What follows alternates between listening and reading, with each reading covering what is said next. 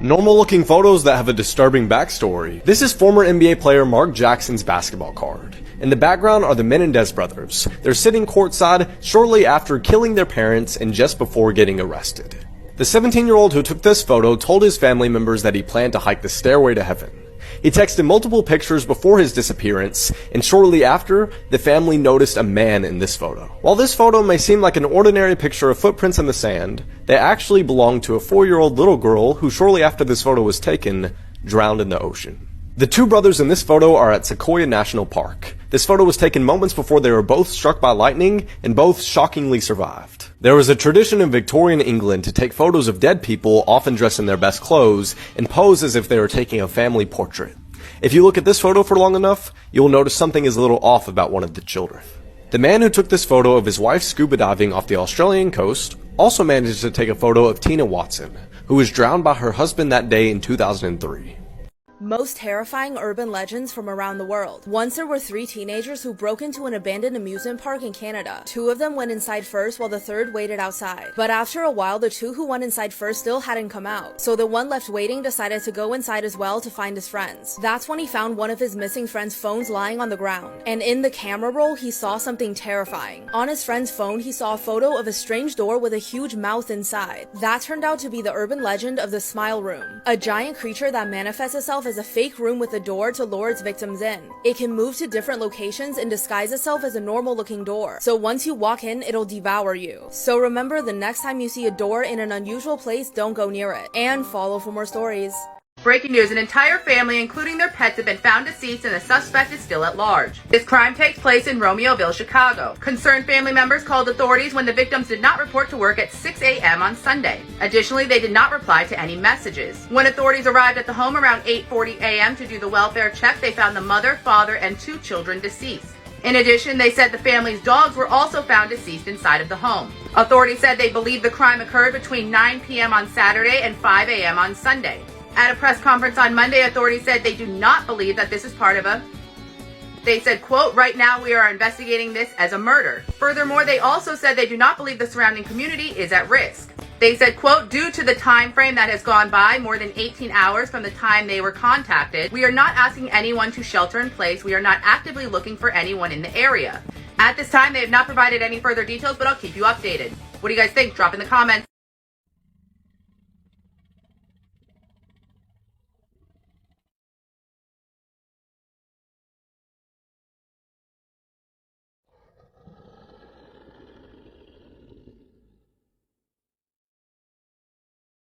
Behind me is Elliot Rodger. He's responsible for killing 6 and injuring over 20. Before committing his shooting spree, he recorded a video and said, "You all made me suffer all my life, now it's my turn. I've been waiting so long for this." He claimed that he couldn't make friends and he was lonely and everyone was rejecting him. However, after interviewing people that interacted with him, it seems like he was rejecting their friendliness. Apparently he was very nasty and very stuck up to these people that tried to befriend him. And he came from a very wealthy background. His father was a filmmaker and worked on the Hunger Games. Growing up, he was diagnosed with a few mental disorders and was prescribed medication for it, but he never ended up taking any of the medications. At parties, it was stated whenever Elliot tried to hit on girls, they would reject him and then he would get mad and try to push them off of buildings. It's reported he tried to push somebody off of a 10-foot ledge, but ended up getting pushed by other men instead. And I'm not sure what would compel you to push somebody off of a 10-foot building. He frequented a lot of online communities with misogyny and anti-feminism. So, because he was an incel, he decided to commit the shooting. He would end up taking his own life after completing his mission. And this all happened in 2014 around May. Let me know what you guys think about Elliot Rodger in the comment section below and what you want. I ain't gonna hurt you. I ain't gonna hurt nobody. I ain't mad, I ain't nothing. 32-year-old Chad Dorman honestly committed what might be one of the most heinous crimes of 2023. I cannot stress this enough, this is a disturbing case. Hi, my name is Ethan and here's everything you need to know in under 1 minute. On Thursday, June 15th of this year, police received a 911 call from a woman claiming her babies had been shot. A few minutes later, a witness driving on the road saw a girl running, claiming that her father is unaliving everyone. When police arrived, they saw Chad's 3 sons who had been shot by their father in the grass deceased, and a woman with a non-life-threatening gunshot wound in her hand. Currently, the motive for lining up his 3 sons and unaliving them is unknown. Going into full detail about this case would honestly be very sick of me, and the only reason why I'm talking about it is because it's so recent, and I feel that Chad deserves nothing but life in prison.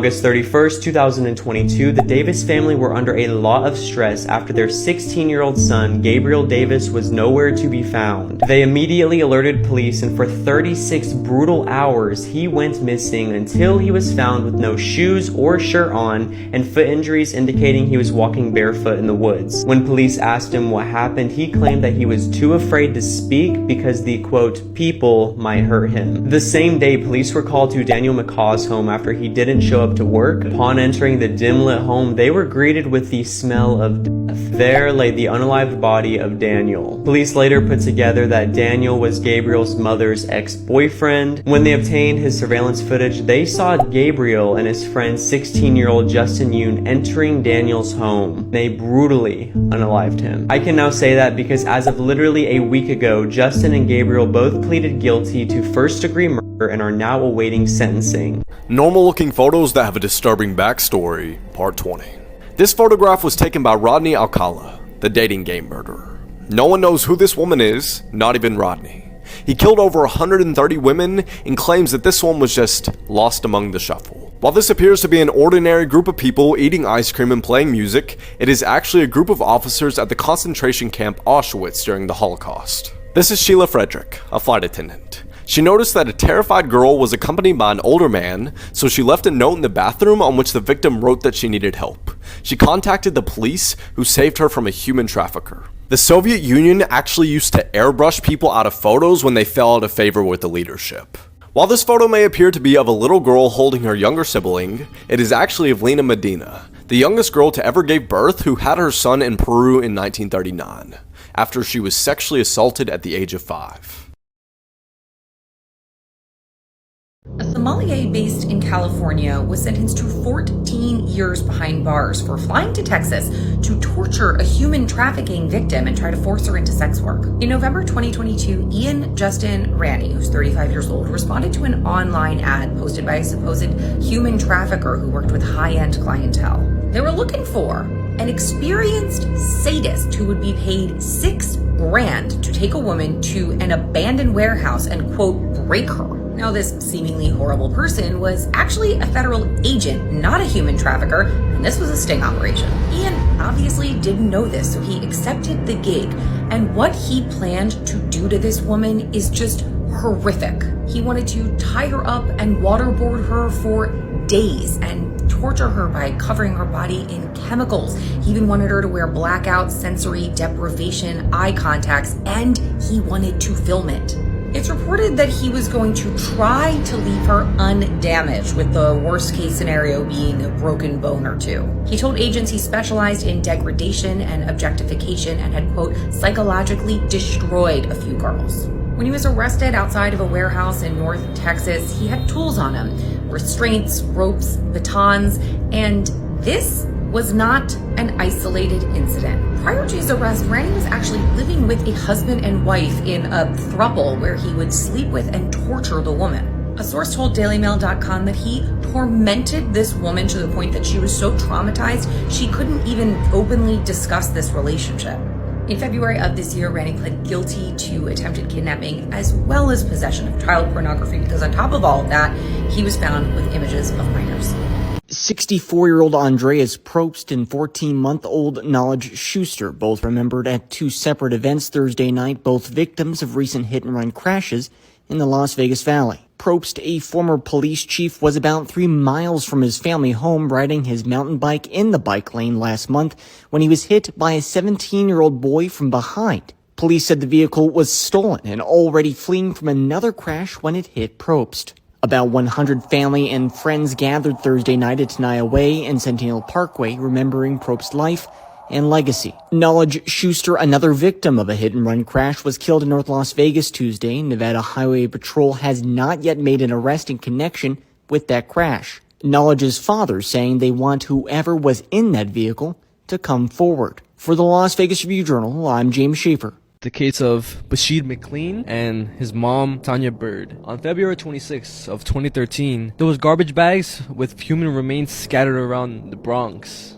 New York. Garbage bags were discovered by a man who was walking his dog around 4 a.m. in the morning because his dog smelled the garbage bags and stuff, so he called the cops, and they don't know who it is exactly just yet. Who the dead person is? Yeah, who the dead person is. And then like the next day, the son, Bashir, he reports his mom missing, and he says that he wasn't able to get in contact with her for the past 24 hours. Like, this is unusual behavior. She's always taking care of his younger sibling because his younger sibling has like disabilities. And then the cops find out who the remains are, which was his mom. They go tell him like the sad news, and when they go to the house, they smell like a ton of bleach. Alarms were ringing and stuff like that. They ended up getting a warrant. They searched the whole house. They searched his phone, and then what they find in his phone is this. Yo, don't tell me it's a picture of his mom, bro. Bro, I saw that picture, bro. It's a really, really like infamous picture. Literally him holding his beheaded mom in a selfie. Obviously you see him all like happy and stuff, like psycho, and they arrest him. They ask him, why the fuck did he do it? What was the motive? What was the reason? Yeah. He confesses, and he's like, when he was a kid, like a baby, his mom... The tub device. And guys, first things first, trigger warning, this is dark. Being that I talk about true crime, I figured why not talk about some of the punishments that used to be in practice. This was a medieval torture device, and basically it was only for citizens who broke the law. They basically would fill the tub with water and then place the individual inside where only their head would stick out. They would then paint the individual's face with milk and honey, and that doesn't sound too bad. However, after a couple hours they would be covered in bugs. After just a few days in the tub, the person would be like a Golden Corral buffet for insects. The person would usually last about a week in the tub. However, I did see a post recently where people were arguing to bring this method back. Let me know what you guys think. Behind me is Elliot Rodger. He's responsible for killing 6 and injuring over 20. Before committing his shooting spree, he recorded a video and said, "You all made me suffer all my life, now it's my turn. I've been waiting so long for this." He claimed that he couldn't make friends and he was lonely and everyone was rejecting him. However, after interviewing people that interacted with him, it seems like he was rejecting their friendliness. Apparently he was very nasty and very stuck up to these people that tried to befriend him. And he came from a very wealthy background. His father was a filmmaker and worked on the Hunger Games. Growing up, he was diagnosed with a few mental disorders and was prescribed medication for it, but he never ended up taking any of the medications. At parties, it was stated whenever Elliot tried to hit on girls, they would reject him and then he would get mad and try to push them off of buildings. It's reported he tried to push somebody off of a 10-foot ledge but ended up getting pushed by other men instead. And I'm not sure what would compel you to push somebody off of a 10-foot building. He frequented a lot of online communities with misogyny and anti-feminism. So, because he was an incel, he decided to commit the shooting. He would end up taking his own life after completing his mission. And this all happened in 2014 around May. Let me know what you guys think about Elliot Rodger in the comment section below, and The chimney here that's pictured behind me is the site of one of the strangest mysteries in the true crime world. This was the location of where 18-year-old Joshua Maddox was found. To give you a bit of backstory about what makes this so strange is that Joshua went missing and his family never understood why. But this was in 2008.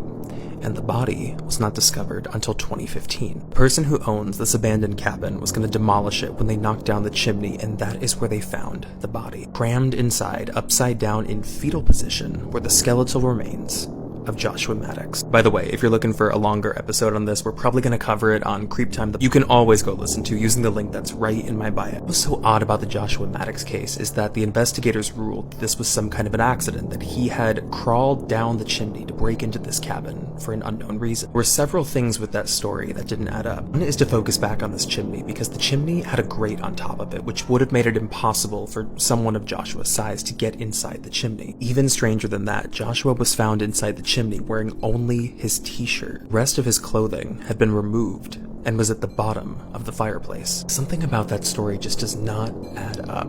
Normal looking photos that have a disturbing backstory. Ronaldo Dogsa, a politician in the Philippines, took a picture of his family right before he was assassinated on New Year's Day in 2011. The man in the back shot him twice while his family was forced to watch. The man holding the puppy is Yukio Araki, a kamikaze pilot who just one day later would crash into the USS Brian, killing 66 of the crew members and taking his own life. Yukio was only 17 years old, knowing completely well that he'd be going to his death the next day. The smiling man in this photo is Nazi Joseph Goebbels, who is in a 1933 League of Nations meeting, and in the next photo, his expression completely changes. His expression changes from cheerful to hatred because someone told him that the photographer was of Jewish descent. This seemingly normal photo shows three men in judo attire. The man on the right, however, is Osama bin Laden, the terrorist responsible for the 9/11 attacks on New York City. The girl wearing the veil is Elizabeth Smart, who was kidnapped for 9 months by the man on the far right.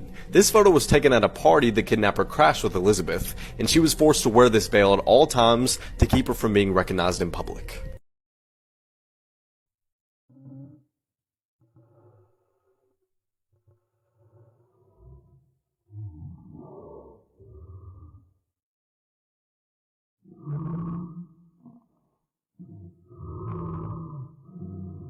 Remember the Colorado police officer that let a handcuffed woman get hit by a train? Yeah, she's facing 0 jail time.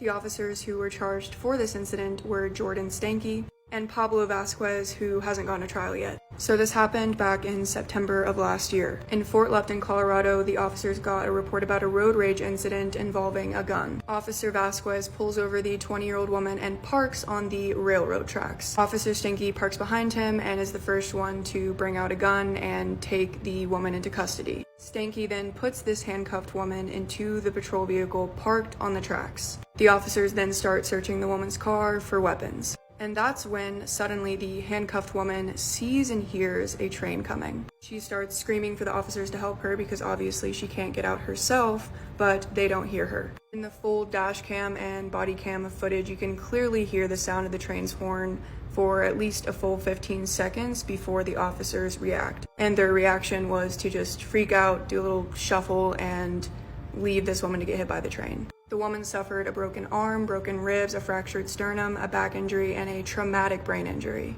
Both officers were criminally charged, and Jordan Stanky had a bench trial in July of this year. The judge acquitted her of the most serious charge, which was attempted criminally negligent homicide. He found her guilty of reckless endangerment and assault. At trial, she claimed she didn't know Officer Vasquez's car was parked on the tracks at all, and that she simply just put the woman in custody in the closest vehicle. The judge was going to give Jordan Stanky jail time, but he changed his mind during sentencing this past Friday because both sides never asked for jail time. Prosecution was also asking for probation. She was ultimately sentenced to 30 months of supervised probation and 100 hours of community service. The victim in this situation is still in the process of suing the department for failing to keep her safe. This true crime case from Northern Ireland is heartbreaking. 21-year-old Chloe Mitchell was from Ballymena. She vanished on the 2nd of June 2023. She'd been out that evening and was spotted on CCTV heading towards James Street in the early hours of the morning. She was reported missing, and understandably her family were absolutely beside themselves. On the 9th of June, police confirmed that they'd launched a criminal investigation. Then 2 days later came the news that the family were absolutely dreading. Human remains had been discovered at a nearby flat in James Street. They were then formally identified as Chloe's.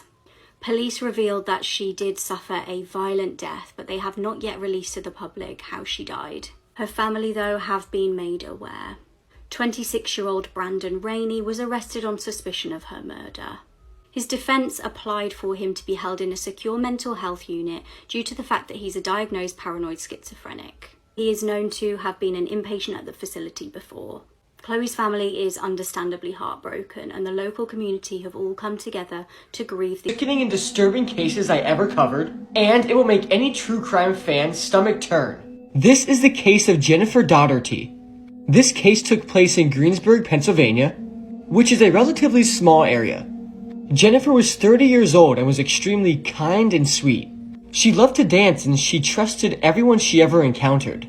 This is because she had some mental disabilities, and this disability even affected her keeping up with her peers in school.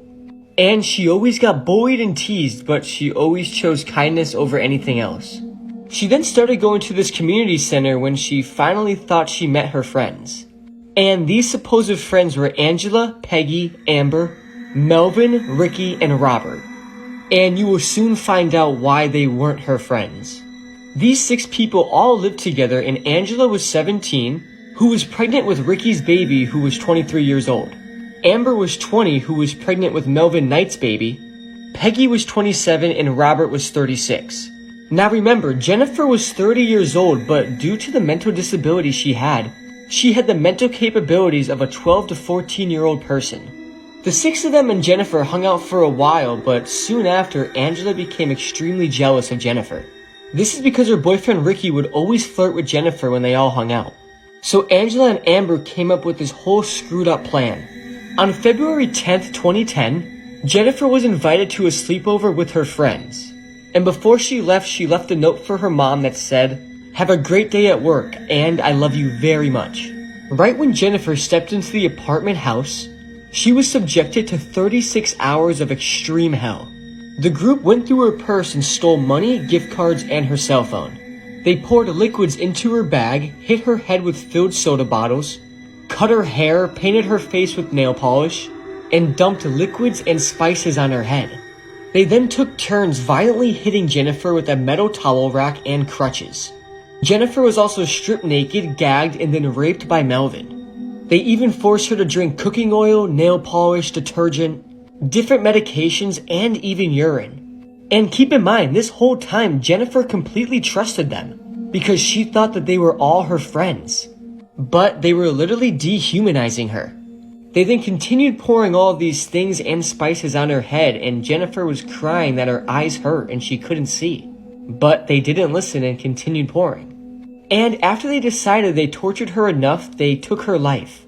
They then tied her up in Christmas lights and forced her to write a fake suicide note, essentially saying that everything that happened to her was self-inflicted.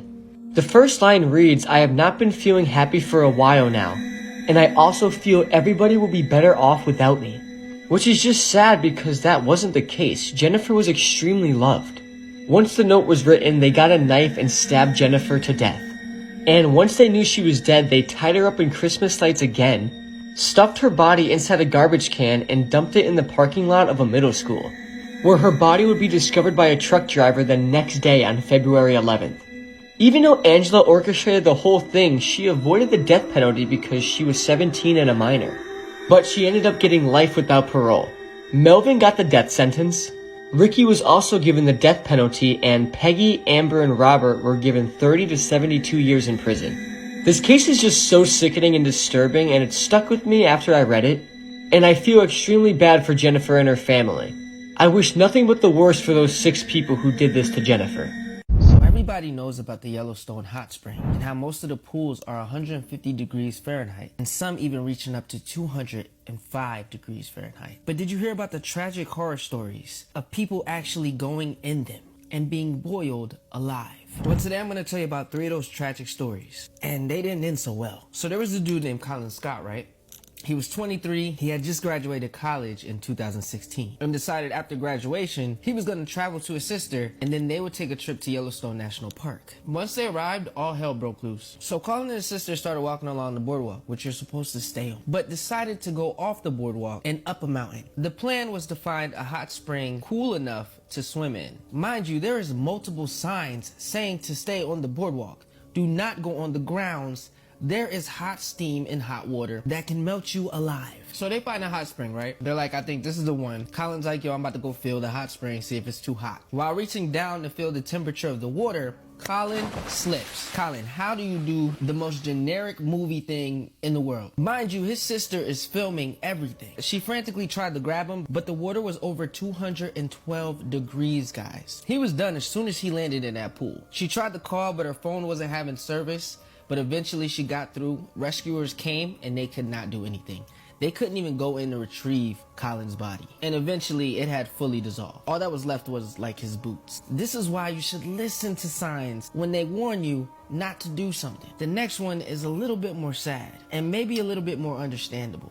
David Kerwin. Now David and his friend Ronald Rotliff went out to enjoy a beautiful day at Yellowstone, but they had also brought their dog, but responsibly left him in the car. After stopping to look at one of the springs, Colin's dog escaped the car. They should have left it locked. I don't know if it got through the window or the door, but they should have left it locked, and they should have had the door cracked a bit. The dog then ran towards them, became so excited, and jumped in the pool that they were looking at. The water was 202 degrees that day. You can guess what happened next. The dog was suffering, and David could no longer watch his dog suffer, so he starts taking off his clothes, getting ready to jump in. A bystander that was watching them said, "No, don't go in there." David goes, "Like hell I won't," and jumps in the pool. Just wings it. He tries his best to grab his dog. But let me remind you, that water is boiling hot. It was a wasted effort. And David's body was so badly burned that he was blind, and most of his skin was falling off his bone. A park visitor tried to comfort David when he got out of the pool. And when they tried to take off his shoe, the boot was melted to David. So when they were pulling off the shoe, his foot was also coming off with the boot. David was rushed to the hospital, but sadly succumbed to his injuries. Now, this one's a huge mystery, but y'all let me know in the comments what you think happened, because I suspect foul play. Don Cressy. In 1975, a few friends who were employees at the Yellowstone Spring decided they were gonna sneak out one night and go into one of the hot springs. Have a little party, you know, they knew the springs well, they knew which springs to jump into, which springs not to jump into, which ones were okay to swim in. So they invite Don, right? And Don's like, "Okay, I'm coming through. I'll see you guys tonight." He was a 21-year-old chef who's worked there as well for about 3 summers, so he knew the place like the back of his hand. Yeah, Don didn't end up making it to that party that night. Don was found by a child who was at the Yellowstone Springs, floating in one of the hottest pools there. When the child got his parents and the parents called for help, police suspected that it was just an accident. But his co-workers suspect foul play because, one, Don didn't drive his car there, so somebody had to have drove Don to the Yellowstone Park. Also, the pool Don was in was so far away from the party's location. Why was he even that far? You see, police came up with the conclusion that Don had accidentally jumped into the wrong pool while looking for the party. Don had worked there for 3 summers. How could Don have jumped in the wrong pool? He knew the place like the back of his hand. Seems fishy to me.